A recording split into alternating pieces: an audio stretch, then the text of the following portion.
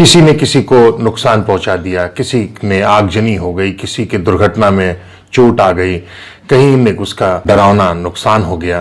तो ऐसी हालातों में ऐसा होता है कि पीड़ित व्यक्ति मुआवजा मांगता है, चाहे वो इज्जत का मामला हो, चाहे माल का मामला हो, चाहे शरीर का मामला हो, स्वाभाविक है। लेकिन जब कोई स्त्री अपने अपमान का मुआवजा मांगती है तो आप उसे गंदे शब्दों से नवाजना शुरू कर देते हैं। सामान्य तौर पर किसी को वेश्या कह देना या रंडी कह देना या बाजारू औरत कह देना जो अपने शरीर का सौदा कर रही है, ऐसा कहने से आप हिचकते नहीं हैं। लेकिन हकीकत बात तो यही है कि ये एक गंदी सोच है। हमारे पास एक ऐसी महिला का मामला आया है जिसने अपने इज्जत पर हमला डालने की कोशिश करने वाले को न केवल बेइज्जत कर दिया बल्कि उसका मोटा भारी भरकम मुआवजा वसूल लिया। यह रकम छोटी मोटी नहीं बल्कि पूरी 1 करोड़ की बताई जाती है। मैं हूं कुमार सौबीर और आप देख रहे हैं दुलत्ती। शुरुआत करते हैं आरसी दास की। आरसी दास बिजली विभाग के यानी पावर कॉर्पोरेशन के अधिशासी अभियंता थे। उन्होंने अपनी नौकरी की शुरुआत जूनियर इंजीनियर से की, लेकिन अपने दक्षता और अपनी होशियारी से वो प्रगति के पायदान चढ़ते गए और अधिशासी अभियंता के पद पर पावर कॉर्पोरेशन के मुख्यालय शक्ति भवन में उनकी पोस्टिंग हुई। अभी कुछ ही दिन पहले, तकरीबन 1 महीना पहले, आरसी दास यानी रमेश दास की भागलपुर में दुर्घटना में मौत हो गई है। लेकिन अपनी मौत से 5 दिन पहले ही रमेश दास हमारे दुलत्ती कार्यालय में आए थे। हमारे पुराने मित्रों में से रह चुके हैं रमेश दास। आत्मीय बातचीत हुई, काफी आत्म संबंध थे हमारे।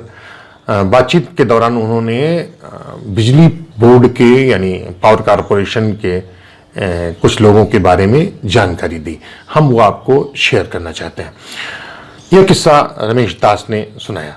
रमेश दास ने बताया कि एक महिला जो संभवतः पावर कॉर्पोरेशन की थी या शक्ति भवन की थी या आसपास के किसी ऑफिस में काम करती थी, ये उससे जुड़ा हुआ है। रमेश दास से हमने पूछा था कि रमेश ये किसका किस्सा तुम सुना रहे हो, तो उनका कहना था कि ये आप नाम न पूछिए, केवल किस्सा सुनिए। लेकिन उन्होंने इतना जरूर बताया कि ये पावर कॉर्पोरेशन का यानी शक्ति भवन से ही जुड़े हुए 2 अफसरों का मामला है।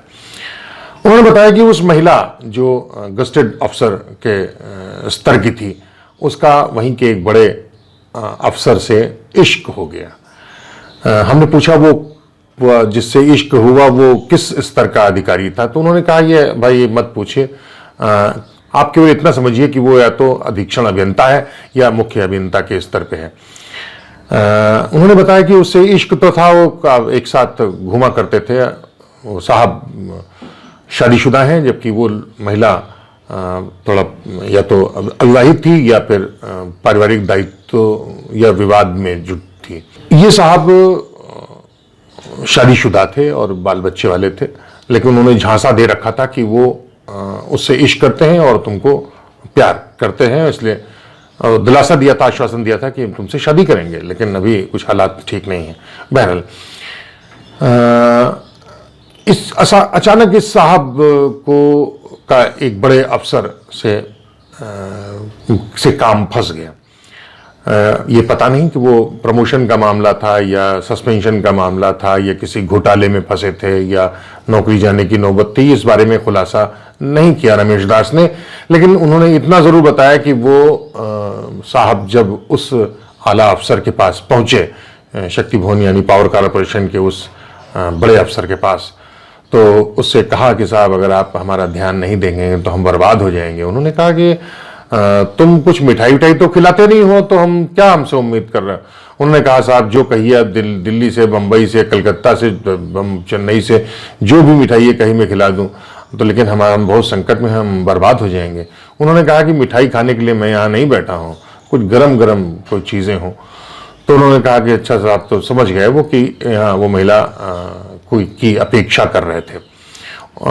फिर दोनों में खुल करके बातचीत हुई। उन्होंने कहा कि हमें भी व्यवस्था कीजिए बिस्तर के लिए। तो उन्होंने कहा साहब कहाँ कर दें। उन्होंने कहा कि जवाब आया कि मैं आज दिल्ली जा रहा हूँ, तो होटल में ही रुकूंगा, तो वहां कोई व्यवस्था कराओ। रमेश दास के अनुसार ये जो बीच वाले अफसर थे, उन्होंने अपनी प्रेमिका को साथ लिया और सीधे दिल्ली चले गए। वहां पर उन्होंने अपनी उस महिला मित्र को, जिससे भी शादी करने का आश्वासन दे चुके थे, उस अपने आला अफसर के सामने पेश कर दिया। रमेश दास ने बताया कि इस महिला ने जब ये हालत देखी तो वो बुरी तरह से बिफर गई। उसने न केवल उन आला अफसर को थप्पड़ मारा, बल्कि अपने साथ लेने वाले साथी जिसको प्रेम करती थी उसको भी मारा और कपड़े फाड़ करके दोनों को शीशा लेदर कर दी। होटल में हंगामा होना शुरू हो गया, तो इसी बीच में दोनों ने बीच में समझौता के पर उतरे, उसके पैर छुए, अपने आप को बेटी और माँ बहन बताया और कहा कि गलती हो गई, माफ़ कर दो। दोनों ने उसके घुटने के सामने घुटने टेक करके माथा टेका जमीन पर, उसके पैरों पर गिर पड़े और कहा कि माफ़ कर लीजिए हमको। रमेश दास ने बताया था कि इस महिला ने इस पूरे मामले को केवल माफ़ी तक ही नहीं संभाला, बल्कि एक जोरदार दुलत्ती लगाते हुए उससे एक मोटी रकम मांग ली, और ये मोटी रकम 1 करोड़ से ऊपर थी। दोस्तों, इस महिला ने जानबूझ के किया या नहीं किया हमारी चिंता का विषय नहीं है। हमारी चिंता का विषय यह है कि एक व्यक्ति अपने पद के लिए, अपने अहंकार के लिए, अपने पैसे के लिए, अपने अय्याशी के लिए एक दूसरी युवती के साथ के जीवन के साथ खेल रहा है, उसको उसका जीवन बर्बाद करने पर आमादा है। और इतना ही नहीं, बल्कि वो किसी दूसरों की भी अंकशायनी बनाने साजिश कर रहा है। ऐसी हालत में हम या आपकी माँ बहन बेटियां अगर इतना कड़ा कदम उठाती हैं तो क्या गलत करती हैं? मेरे हिसाब से तो इस महिला ने जो दुलत्ती दी है वो न केवल इन दोनों अफसरों को जीवन भर याद रहेगी, बल्कि भविष्य में दूसरी भी युवतियों के साथ भी जोरदार दुलत्ती की तलवार की तरह लटकाए रहेगी, जो इस तरीके की हरकत किया करते हैं। इसी के साथ ही कुमार सौवीर को और दुलत्ती को इजाजत दीजिए। अगली बार फिर किसी दूसरे किस्से के साथ, किसी दूसरे माहौल पर, किसी दूसरे लोगों के साथ हम फिर हाजिर होंगे। नमस्कार।